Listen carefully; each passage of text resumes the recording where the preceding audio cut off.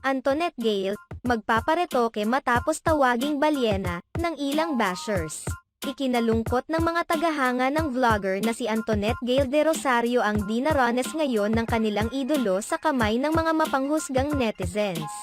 Inamin ni Antoinette sa ilang mga vlog niya na nakakatanggap siya ngayon ng pambabatikos mula sa mga netizens dahil sa pananaba niya matapos manganak kay Baby Meteor. Dahil dito, nakakaramdam na umano ngayon ng body insecurities si Antoinette Gale. Kaya naman, nagbabalak ngayon si Antoinette na sumailalim sa isang surgery upang mawala ang mga nadagdag na timbang sa kanya. Naiinggit talaga ako sa iba. Ano ba yan, kakapanganak lang pero bakit ganun na yung katawan nila? Sobrang sexy na. Syempre, nakakahiya rin kasi sa picture.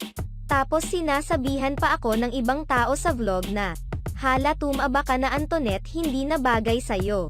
Mukha ka ng balyena. Inamin din ni Antoinette na noon pa man ay isa na sa kanyang mga insecurities ang kanyang katawan. Lumalala pa umano ito ngayon dahil na rin sa kanyang mga bashers. I love my postpartum body.